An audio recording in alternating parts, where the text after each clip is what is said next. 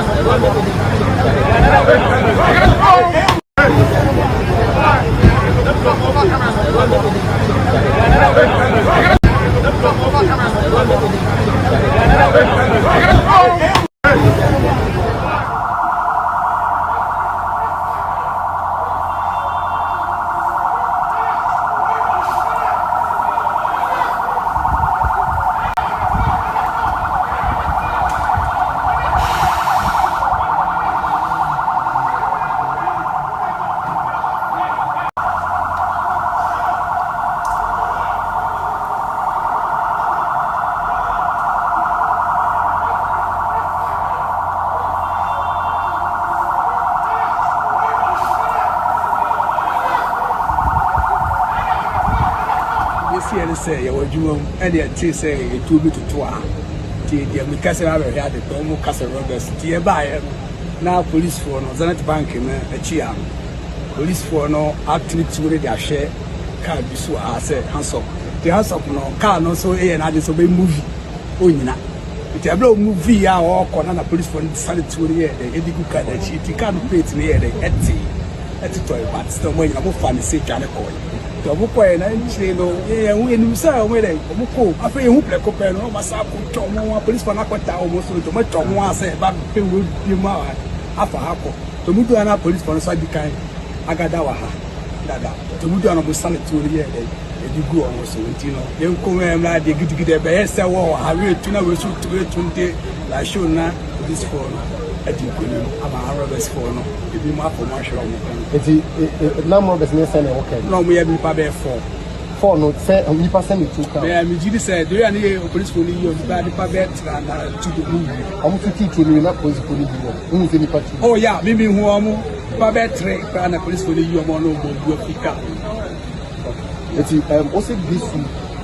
Omudi ka be robbery ma ezisi wa be robbery who be use ka pe omda monitor do use ka work on na my mo follow from apa police for na hint that then so mo buy na no sa car aba na ma case be na so dey see any say you adwuma and dey tell say it will be to tour the Acaccra had the Domo R0bber dear buyer now police to kura ma we lite when you na go report tell him some will call. And I saw my one and I see the police for the sack. Tata or one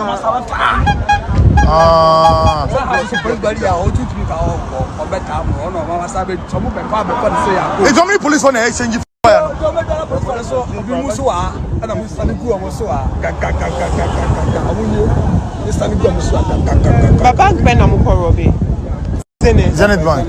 am korobe obi ana bank say omo be gina wo be yi sika na mo follow ye nko bank o be follow ya police la ha omo ti sa boys actually number plate what ma kwa ba omo parking say omo be yi sika na okwa na ma follow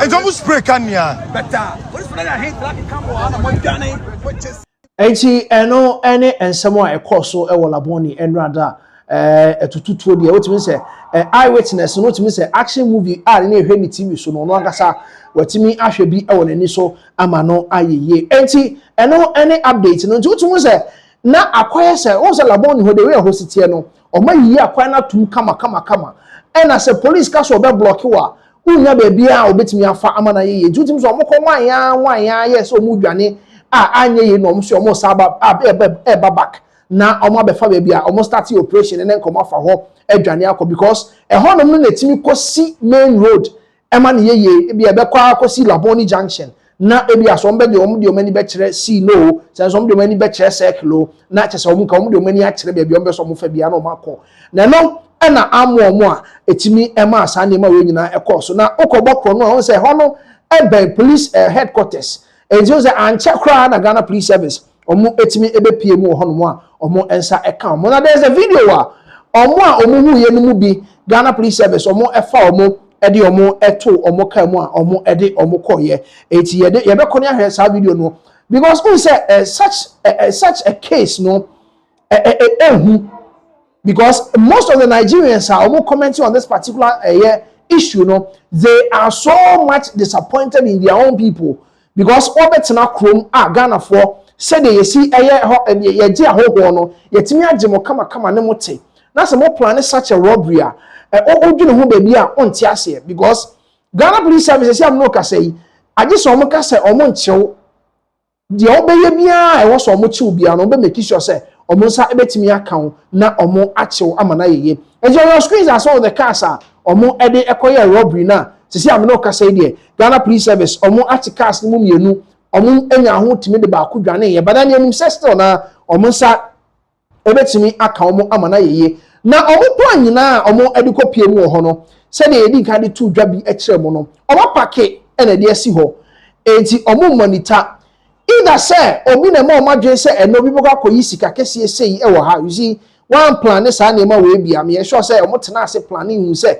da say some kind of transactions be koso amana yeye enti omo planning say some of these banks no behwe no ma hu say de nema esi ko or a whole cartel you see you be realizing ponas there are some insiders they were even stationed in the banks omo monitor nema e koso but then also omo empie enti Ghana Police Service hu say we mu ka ho anase we mu nka ho some people who gives the tip offs Edema robbers no mu say yen follow way they may not be workers or staff of the banks they may also be posing as customers of the banks or more banking hall quickly no nipa mienu a etuo eka omo Ghana Police Service omo so omo de omo call police hospital mortuary no yenko na yenhwe sa video no ne yemra sese.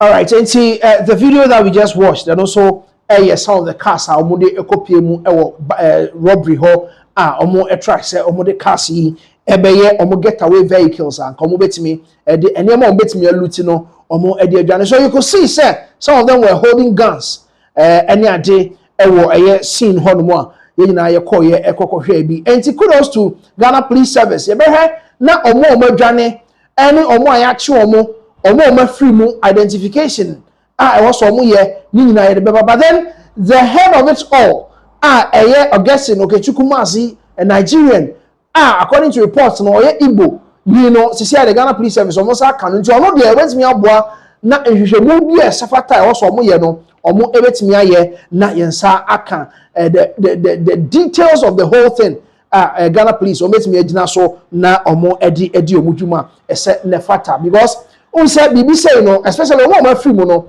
you have to really identify who they are and nipa na ya che no ewo se omo ye hu say on say some of these robberies e to da kra na de o se kire ankasa no onka wo bi what I say o baby o di ni dwuma ono na asoma sa monko na monko ye sa operations we na monye den monfamra edi se we mo ya che omo sei no se omo antimi identify omo se kire anasa so omo ankasa no mate omo ho gang sa omo ba be ye robbery na enya dia ye betimi akwa akosi ase because ya che we mo sei no the cartel is still there, the leader is still somewhere. If it is true so be share to baby still no mbesa recruiting go fofofo na saying robberies koso ye kai say somewhere tema area mu ho ebi koso obi ti motorbike so chase car ye ko he na nipa ne Nigeria ni saa eno so ho so unse Nigerian robberies no koso dodo na wo Ghana ha on your screens car numbers no the omo etechi omo no nti GR 358823 eno ewo ho and another one enso ye GS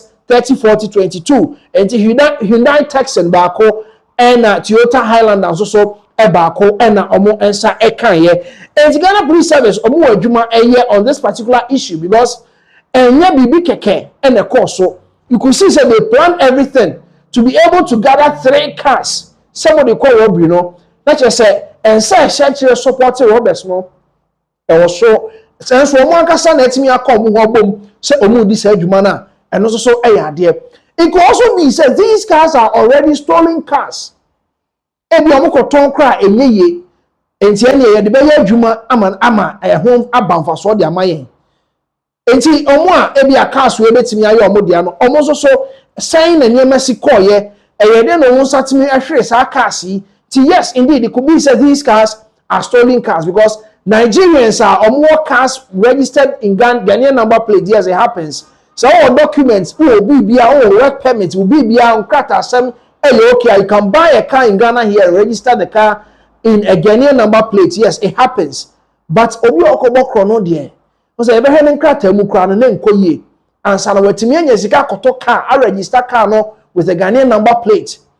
Eje se bebre ena ekoso asese amno ka say the Ghana Police Service omo ewo adwuma bebre ena omo ewo eye so on your screens are still some of the footages ewo crime scene ho eye baby na omo enya eye omo free mu ni bia na omo de omo ekwa akoto eye kemu enti sese amno ka say yes Ghana Police Service omo agi abasobo bebre on this particular operations omo etimi eye esi ano ekwan edema Ghana for enti ebedi sem na chi if any other identifications be akoswa the bema maswate na mahu de ekoso ewo Ghana ha say quickly ni ebeko Reverend R0bber oni abronye sisi I say videos were circulating and Reverend R0bber etremu a ono obe make sure say the new patriotic party MPP amanyoko no obegu no obe make sure say by 2028 ayeba be trouble no na omu dina bi kra na enyeyi omu flag bearer pa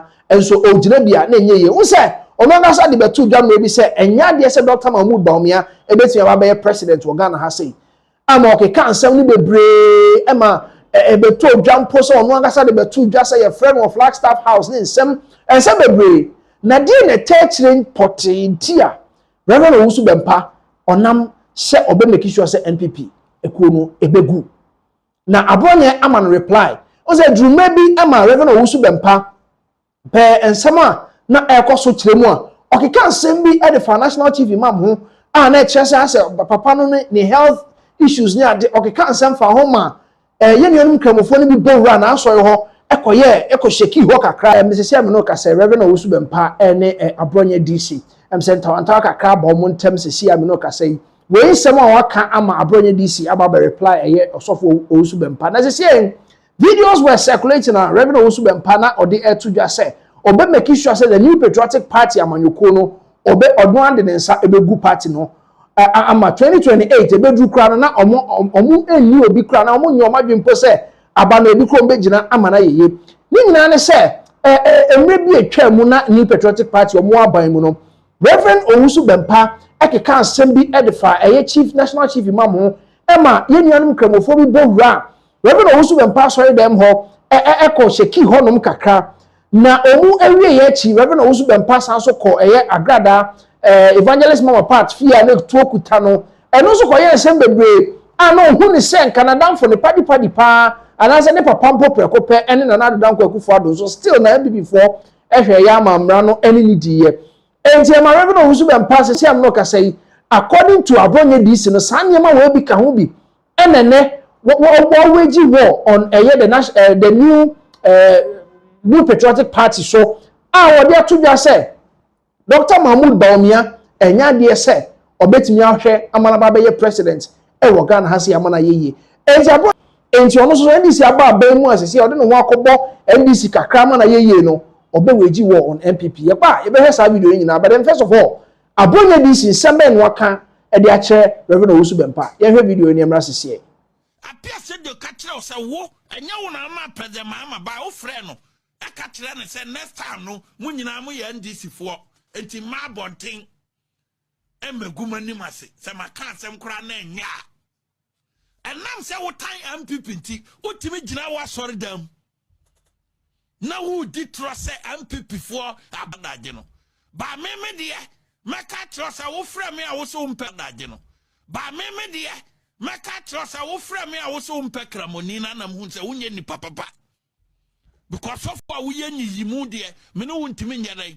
enante ehɔ na me hu se wo sin kramofo ba wa sɔre dam se wo mu ba bekum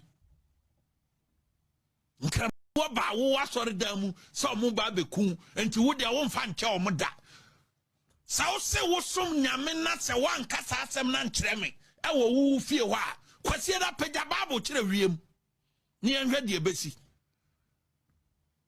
sa wo se wo frɛ me wo fie no wan ka nkyerɛ me se enkramofo ba wa sɔre dam ko mo ba beku enti wo da wo mfa nkyɛ wo mo da na wo makramoni ma medi ade because ne enkramofo ba ye wo wa sɔre dam no wo makramoni me you are nobody kramoni be di president wa Ghana you are nobody onyo bia because what the kana ka kyerɛ me say enya de se wo de be kyɛn kramofo no because kramofo ba wo wa sɔre dam se ko mba beku enti wo mfa nkyɛ da.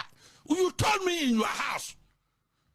Me the plan be a solid dining yanko plan me some noa or hata wiem edin say you told me in your house to say one fan 10 gram of water because or mobile face on babekum because kwasem kombone for chief imam ho enti on babekum ti wo de on pese kramoni be dia dentino Dr. Mahmoud Baumia de okoto anim sen won support no you told me in your house.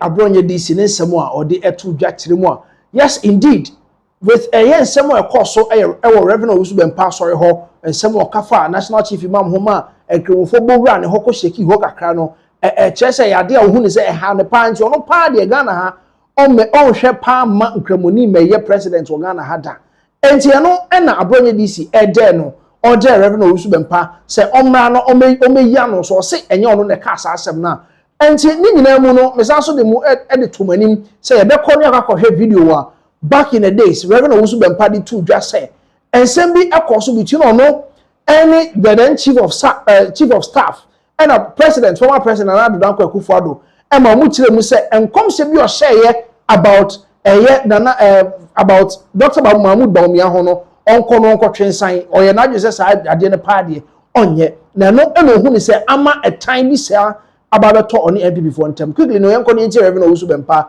ne nsem odi tu dwa ne emra sese and a chief of staff Mami Frema Efreme anti Frema. I was in the house one day, and I received a call from the chief of staff, the then chief of staff, Madam Frema Opari. And also Papa Sebra. And he said, your father has invited President Nana Akufo-Addo you to see him. Which he was talking about the president then, His Excellency, the former president. And to be called Jubilee House. My name, my brother, Sofan Anakwesi. So myself and Reverend Anakwesi, we went to the Jubilee House. And you see, I cannot disclose all things, but there is a point I am trying to make. Me call na Osofo Prophet Victor Kusibuate wo ho. Enti ye ni C2. And omode me call Chief of Staff office. So when I went there, Prophet Victor Kusibuate was there too. And so himself, myself, and C2, we went to the chief of staff. And the chief of staff catch almost play video na mention. And then the chief of staff told them to play the video to me. Someone himself in chantro. You know I don't tell lies. Me can't assembly said yet. Yes, assembly one of my can't let R0bber and I'm in person.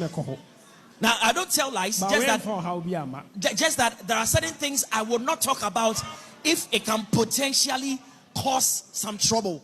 But as for this, it will not cause any trouble. Player, me you know, and I'm a Frema, chief of staff.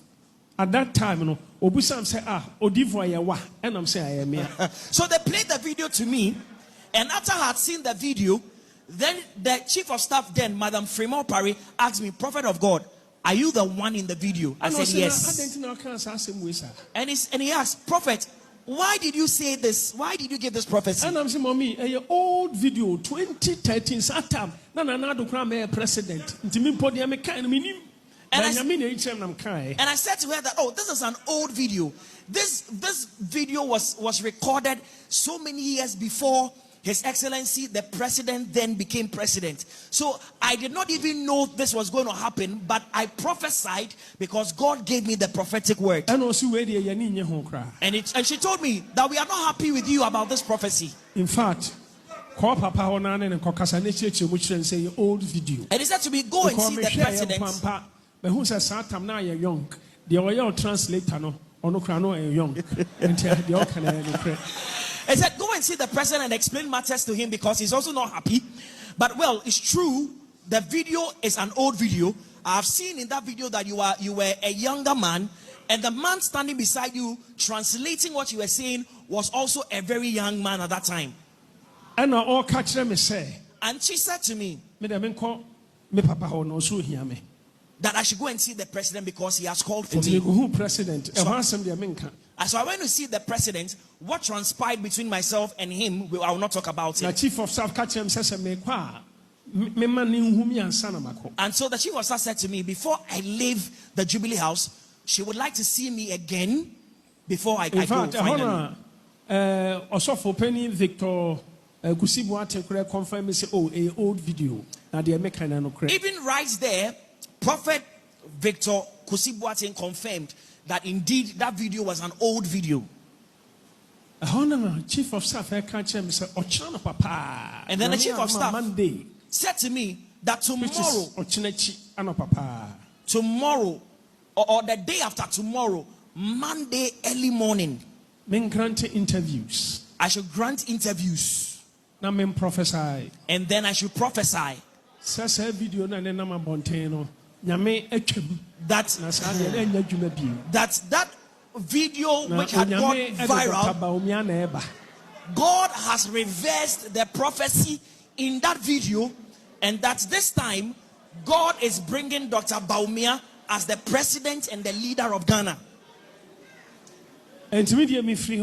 So I walked out.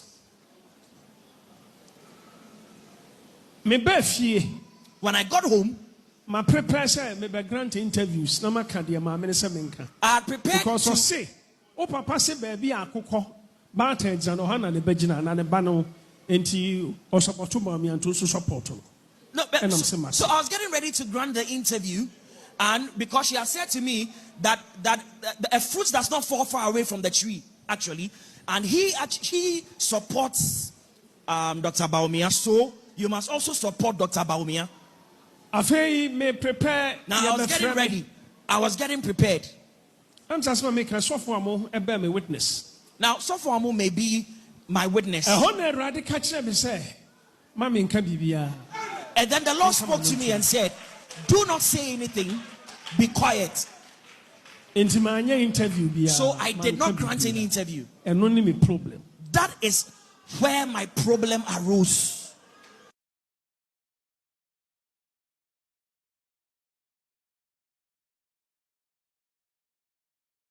Iti eno Reverend Owusu Bempane nsɛm or the etudwa na yekoya yekoti no. Yes, ochemu a entawantawa kakra ba pen between ono and the former chief of staff and then President Nana Danko Akufo-Addo woni nsɛm bi the prophecy bi a okeka ye onka omo ehye ne sen ko ntwen san na wa ni so enti ohu ne still da ababa ye nsɛm bebre between ono Reverend Owusu Bempa and the New Patriotic Party ntemu a abobo ababa si sese nwe ya say ordinance etudwa said the ekoti no that one some no so na ye the amamo ye the updates bremo na what we mu about ye osofo bi a okeka nsem bi according to enkramofo no wagu omo prophet ye Muhammad wabu na nimtia akeka nsem afa no ho ma obi nso so malam bi nso so ehye say ana okane nsem say obi a onim no obeka nsem de atia omo prophet Muhammad no enya de omema ne ho ato no kra ma ebeye nsem bebre ma sese ye che malam no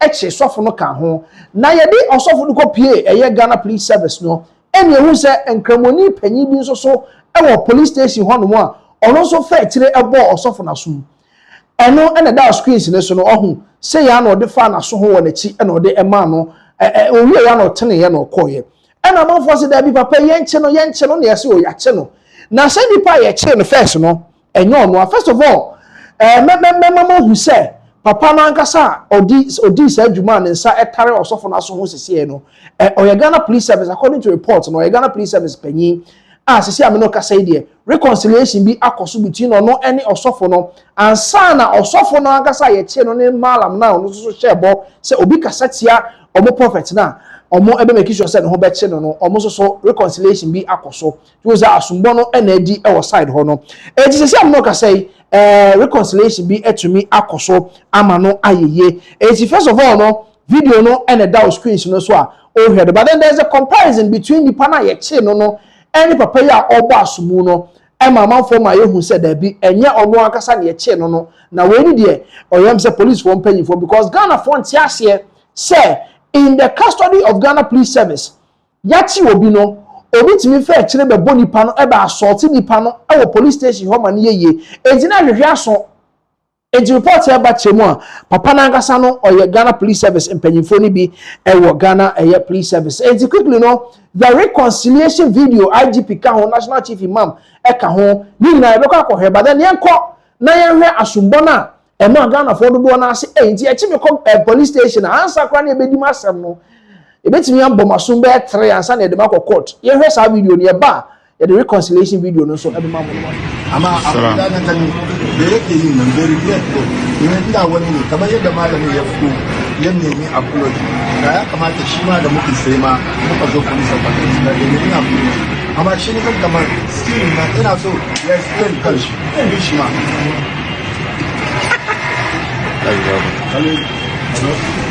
This small.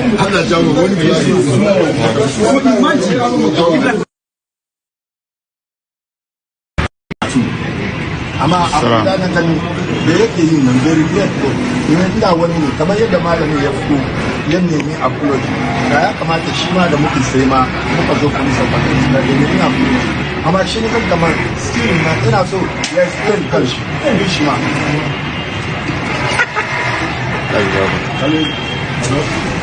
This small.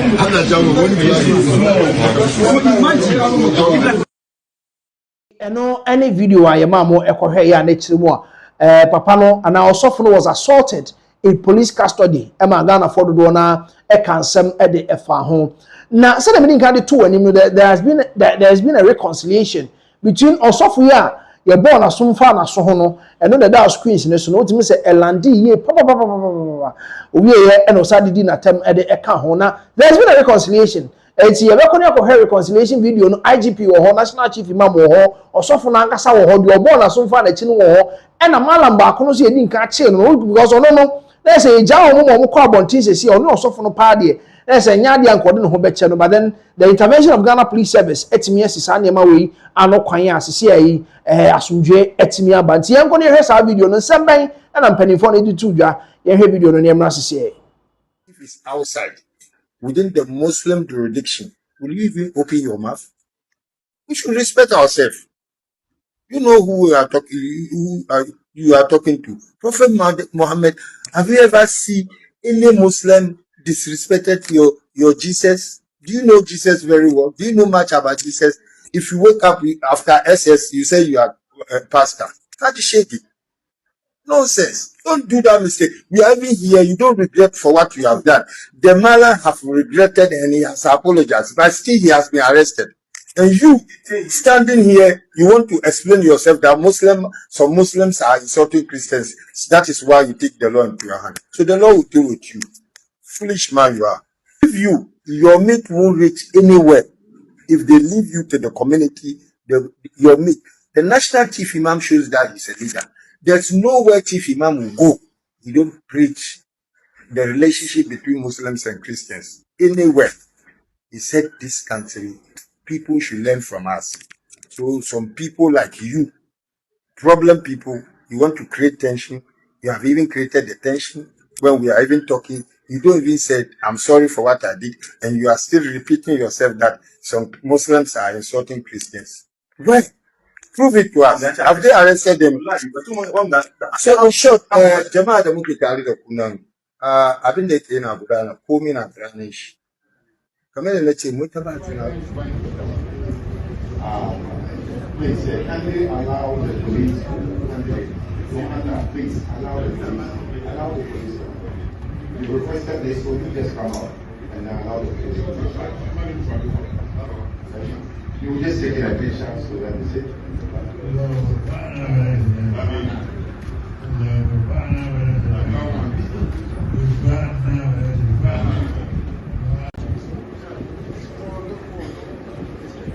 Where is the pastor?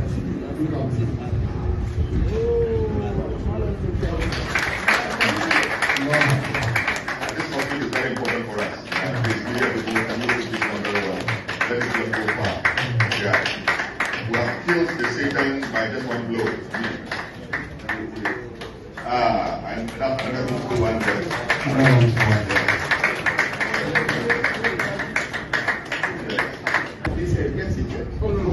Instructions that he wants you to embrace each other. So you are three, so who does it first? Can we clap, please? This topic is very important for us.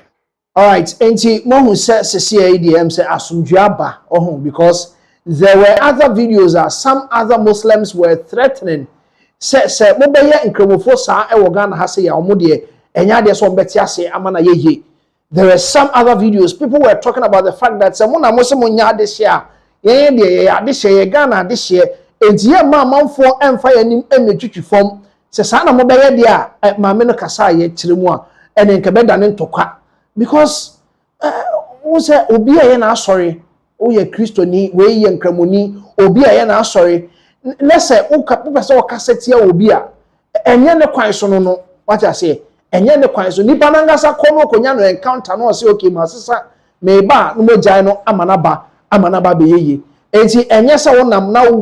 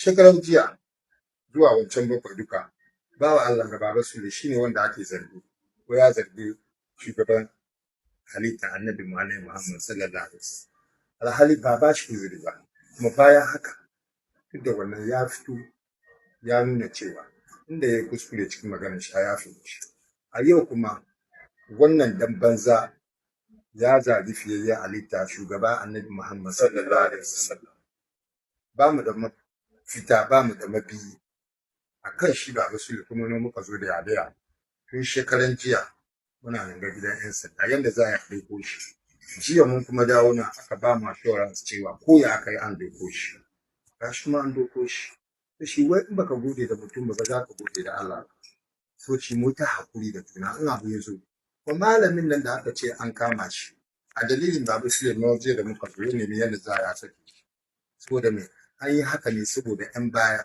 in abu ya zo mu ta samu hakuri a daga nan nake son mutasun sani annabi Muhammad shine fiyayyen halitta a nan ban kasa duniya da lahira an waye gari akwai kissa da ke nuna mana annabi Muhammad yana zaune da sabansa an waye gari wata yariya ko bauya Allah ta zo da kuka gaba we are peacemakers the man who said they should kill.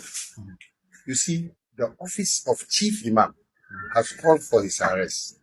It doesn't mean that he's not a Muslim or he's not a good Muslim. And if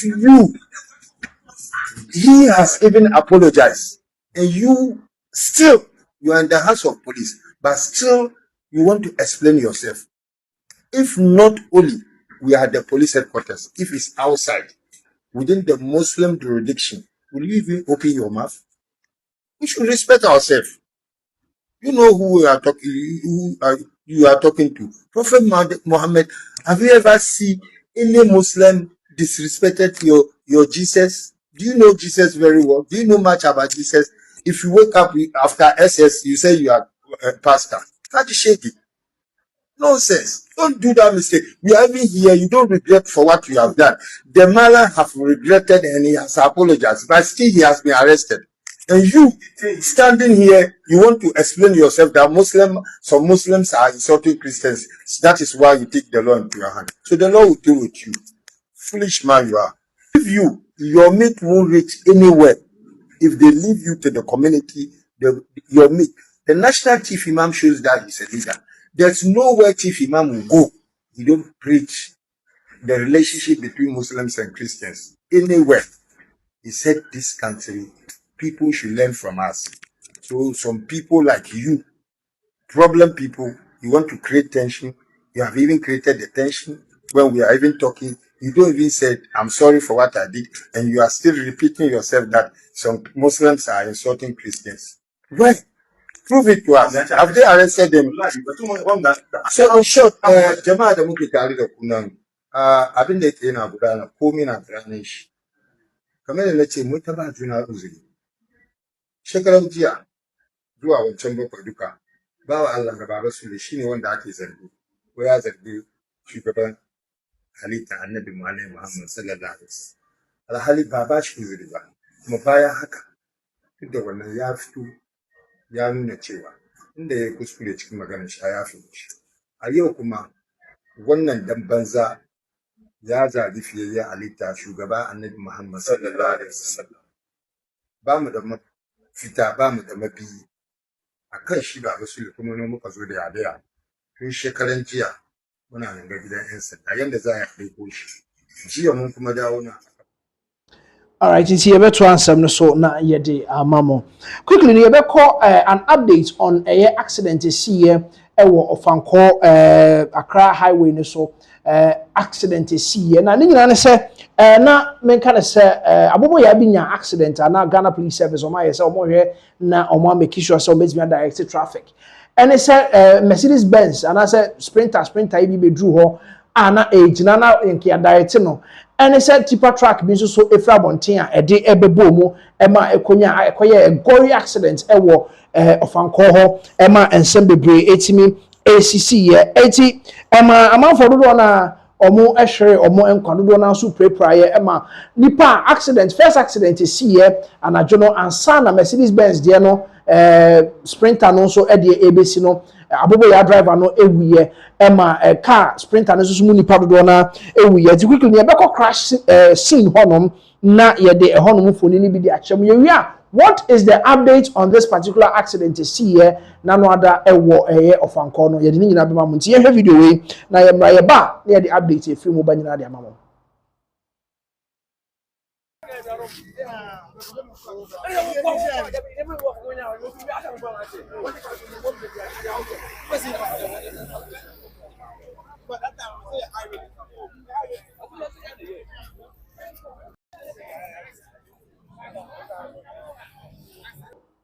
Enti eno eye crash site honum ena ye kokohwe ye wutimi se car no asai wutimi se asai beyond repairs we uya no hwea enye ye nti se car ni mpo na ye sei we ye question bi mpo na bibisa ewo site honum na bibisa se car ni mpo na ye sei enti nipa na no mutitim no den ena to wo mo ekokohye arehosam kese ewo ekwan ne so a ye di ebi mamo na update ewo ho a ye di mamo ene some of the eyewitnesses and someone see yankasa before the accident no omo ano mo ho a omo hu ye say accident na esi no ebimo edi ensem etudwa enti wi a Ghana Police Service fire service ni ade dwumadie be no mu di ye ewo kwan ne so some wait me appropriate ni hu ne manyina na ye de be ma but then yen ko nti we free the one of the eyewitnesses na ye mra sisi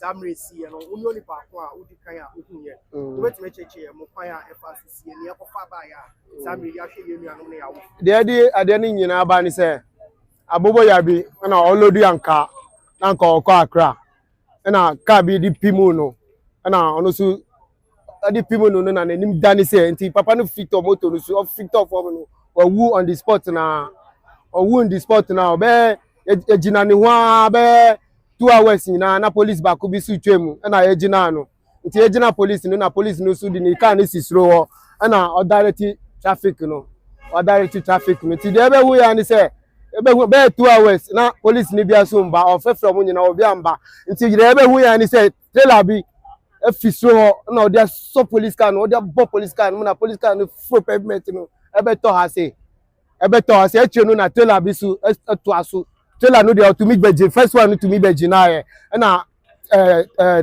sprinter white one bi su no onu su serve ya na the passenger side no ebo trailer ne tu tipa ne tu na o samasote ye nti o samasote no dey yi kofoni na obi aprapra yi omu nyina agukwa ni nche ansa na trailer na stop ye no ansa na sprinter black one na yam no onu dey abebo tipper yellow one or the bomb no na another tipper side abebo sprinter no mo etali sprinter no te yamu tali sprinter me no tipper ni sprinter ewo omu me ni finfi asa na cars bi sa to aso Camry ba ko ni yi Suzuki bi mu su to aso ko na nipa no mo sprinter no mo de bebre wu obi mu yam nyama nyina agu ho obi mu tiati obi mu sa nipa bebre ti de mi hu ya no police car no de onu wo parki na o direct traffic no nti onu na trailer no be born first nka yeka da be nka policeman nti policeman no ye ka no na direct traffic no what you say ye ka no na direct nti ye ka ya nti ye wo kanka trailer no be fire nyina yeso anka trailer no be boy nyina nti ye janika for pavement ni ka ko other side no nti Samre aya sa akofo a se bo mo wi na emre be na police wa mo chi no ebe pie mu wa mutime yi sa motor accident ni siye no ye jina ha be 1 hour 30 minutes to 2 hours na police ni biamba nti accident we be siye no cars ni be kashi ansa na police for ni here there ansa na mo be du ahase police station aba obi amba ha police ni ba kupe na odi car ni jina ho na trailer no ball no onu nkwa na eni ni jina ho ansa na accident we nyina sisi nti police ni nso ade aka bo na da bi kan bo no parking car no si ho na o si nti onu on my peja and kaboto no the sisi kwan no say their cars ni be far other side no what you say nti onu ogina ye cha ye direct traffic no ti obi ani car no mo obi ani ni car no mo oh sprinter no there omo nya nkwa was sprinter no mo there be nipa 4 pe na omo tumi nya nkwa e sprinter no mo but the omo nya nkwa po no obi su ye peja na ni na mienu nyina aka ho na body ni ba bonse wa otiase be nipa 4 pe oh ye frame hope hope na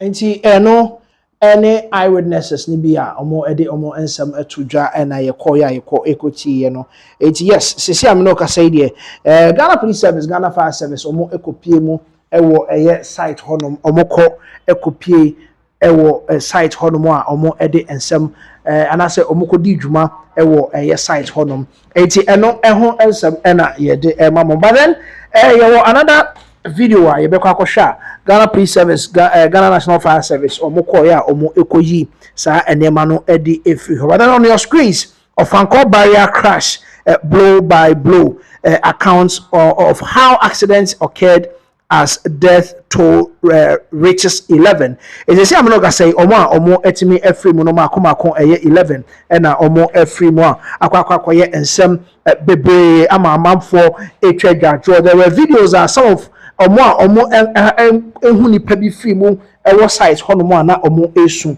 na akwakoya rehosem but then Ghana Police Service and Ghana National Fire Service omo ko site hono omo ko to the make can say car sprinter bus no de aka emuamuaye no omo ekofa ye edi efri eye accident scene hono nti ebeko na ya hwesa video ni wia na asaba Ghana Police Service omo stop and search aya omo ye no saying ena nsem ekọ edifa ho ye hwe video ni emra sisi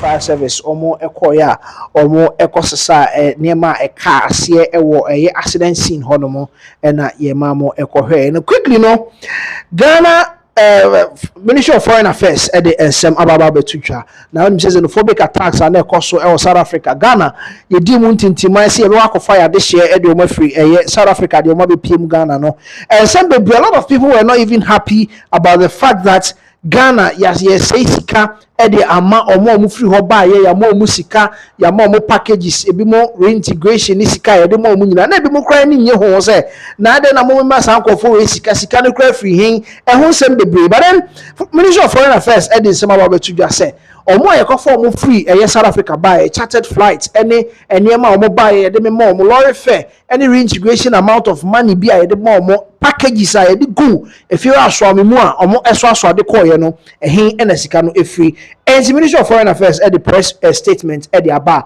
omo at the echire say yes Ghana fully funded the evacuation of our nationals from South Africa following recent xenophobic attacks and on your screens a press statement August 13th 2026 the government of Ghana has taken note of media publications indicating that the government of South Africa is requesting reimbursement amounting to $18 million from a number of African countries for the support of and facilitation extended to extended by the South African government in the evacuation of fellow Africans out of their country. It's yes indeed. After say amount for the Kasa found say Sikani na every any day. There has been some other news a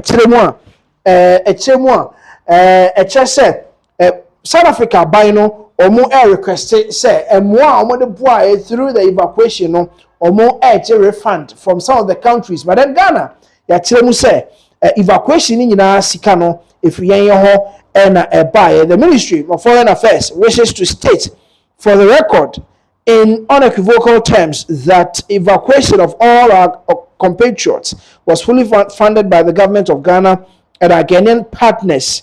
The Ghanaian partners and Ghana buying kasa and the kika omusika bomu and the kofa our Ghanaian compatriots and the free South Africa the PMU ewo Ghana and South Africa buying sika bia enim se omu ye bibi e de boya ewo airport for and kwan bia so omu hu ni say they spent an amount of money with the evacuation now and ye na eyo omu ni omu airport for and the wasem ekoka na de aka bia wo se Ghana tua bia de Ghana tua ya ye ni omu eni sika se bia ehun komodie ebio.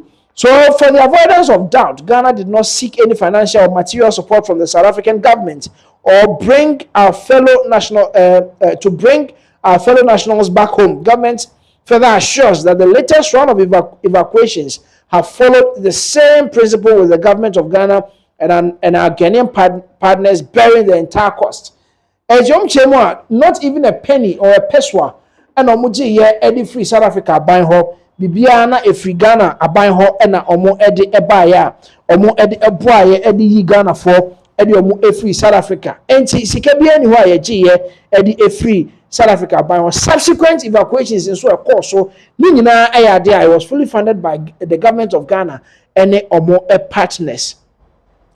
It is pertinent to note that since May 2026, more than 1,600 Ghanaians have been evacuated home from South Africa by the government of Ghana.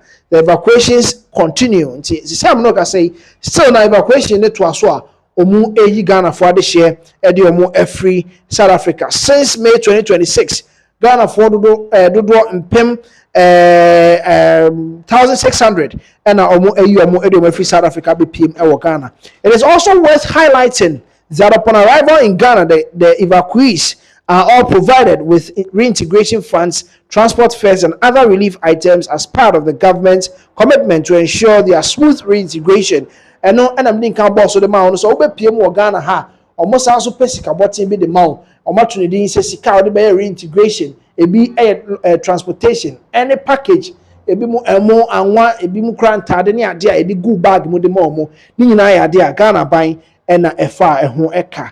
Ghanaians can therefore be assured that under no circumstance will Ghana be listed among countries being requested by the government of South Africa to reimburse the cost incurred in repatriating foreign nationals.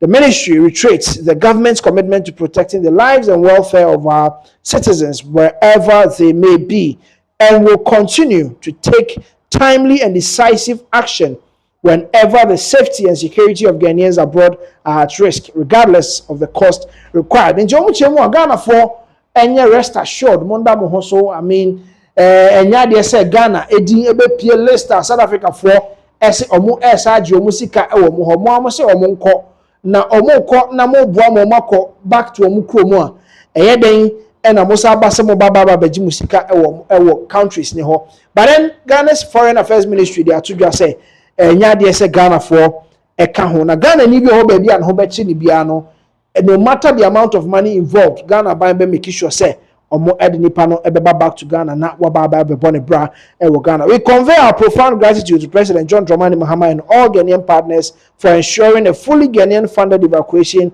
of our dear citizens. To all media houses, Pinaxtv, yes, Akebia the Emma Monti, Omo the President John Dramani Mahama say, and all the other partners say, Omo etimi eboa na Ghana yetimi enya ekwan etimi ekofa yenkofo edi omo ebabe pie Ghana ha say. Enti countries are say amno say South Africa for esi omo kwa kwaji sika wo mo ho mo na mo say go back to your country na omo say omo ko na omo ko na se mo ekwan bi a mo befa so assist some of the other countries. Ghana there according to our foreign affairs ministry Emwa bi ani ho South Africa for ede eboa ye ni nyina was fully funded by Ghana. Na samo so omo nko no omo kɔ a somewhere somehow definitely bibi betimi asi se e wo samo fa kwa bi so support your airport staff a omo beboa because numbers no ebekɔ so ama numbers no bɛkɔ so enti den na mo sanso ekase yenko na yensanko di esika back the numbers no was so because pressure beba airport ne so ama somewhere somehow you spend some amount of money and who here some of us go back some besa but then Ghana there yenka ho quickly ne here sa video we video we na atwa so e de ensem no atwa so e de amamo. All right, enti eno any ensem a if foreign affairs ministry ho eba sisi a ye de ebi enso e de mamo enti ye beto ensem no so na ye de ewo ho enyina e de amamo. All right, enti Ghana Police Service sisi am no ka say onsa onamo a omo etimi eye bibi ti say stop and search any ade omo ebe search wo na omo gina no ma search wo ho niema ahu say de ekuta wo de show bag mu ni ade ese fata say wo de tu kwan wo de nante ana e wo ho at that particular moment a omo stop and search no na abranche ba ko bi omo gina no omo bisa ne say onfa ne ho niema emra omo onsi no omo hwehwe ka nim na niema ekuta no omo hwe abranche ne se da onte ase because onhutumi bi a ewo ho say ono okọ de ba bi no omo enyina no na omo enhwehwe ne niema enye stop and search dabi oso onti ase sa ema ne nyeye enti se am no ka say abrantia no ekoye twema mentwe between ono and Ghana Police Service omo ano mo ewo patrol at that particular moment omo ye stop and search and quickly no yan ko ne ko what really happened between Ghana Police Service and the driver omo ejina no aye searcher now so onti ase na e video we ni emra sisi. It's not stupidity, bro. What I asked you, my brother, you should act with decorum. Sir, it's not stupidity. It's not stupidity. When I asked you, bro, respectfully, what is the emergency? No emergency. Don't put that. You suspect. No emergency. I say so far as police is feeling suspicious. Suspicious of what? To now articulate. Articulate. Police say drugs, weapon. Articulate to yourself. In what sense? You are using just. What made you suspect? Bro, am I lying? If you go to court, what made you suspect? Suspect what? He has to state the fact. What made you suspect me for carrying those things? You state it. You don't just get up and you just search anybody. You can search every Ghanaian, not everybody. Not everybody. So what happened to you? What happened to you? Still not learn? Me? Yes. I'm even worse than that day I met you, bro. I'm even worse. They arrested you. I'm even worse, bro. I'm worse. Doing this thing. I've learned so much in the law. Still doing this thing. I've learned so much. Is that the same guy? Yes. You still doing this thing. And are you going to beat me? Who's going to beat you for what? If this is how you have been behaving, you take me to office. You are always provoking police. That's the same I asked you what the problem is. You always want to provoke. I asked you what the problem is. I accuse you to trend for what? Don't be provoking. It's something you are doing. It's something you are doing. That's a very bad. You match it. Nobody. You did it during daytime. Nobody will touch me. Nobody will touch me. Hello. Do the right thing. Get me a supervisor. I don't want to talk. I need to speak to a responsible supervisor here. Because you people are all supervised. Else I will need everybody's license. I will need everybody's license. It's simple. You license to your gun, I need it. License to your gun, I need it. Your IDs, bring it. Because you won't touch me. IGP knows this. I've been in a meeting with them before. And when you went to the meeting, IGP told you. And I don't have that time to explain that to you. I told him that he should score you people. Does police have a license for each particular weapon? So if you stop a car and I ask you, if you stop a car and I ask you, what? I'm normal. I'm a capital citizen. Which attitude? Which attitude? I've been beaten by your people. You won't touch me. You came and you were begging. And I say, begging who? Me begging who? I swear. Me beg IGP. Ask them what I did in that office. Me beg who? What did you do? Beg who? Police have seen you at night. I beg none. I beg none. Even a soldier will go. Okay, about even a soldier. I'm not a soldier. I'm a police officer. He didn't touch me. I see. Calm down. We are going. Just want to mind you. If you want to mind you, I said I need a supervisor here. If not, then I will know what to do next. We saw more damn. It's the same thing. Who is mad? He's doing. Who is mad? Me, mad. I'm clear. I'm clear with the law. I'm clear. You can't fool me. When you should have asked them. When you got to court, you had nothing to prove, and you want to repeat the same drill with me. You think I don't know your drills? Well, you. Lisubayo. Yes. Lisubayo. Let it be like that. And then.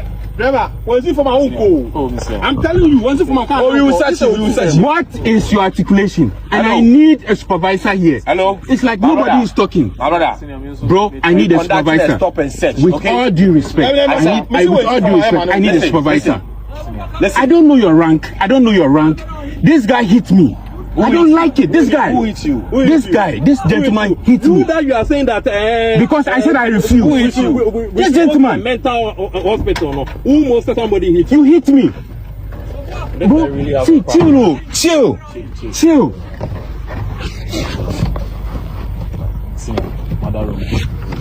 If I call me, so the sound of Nyama Chicha, Monisuba,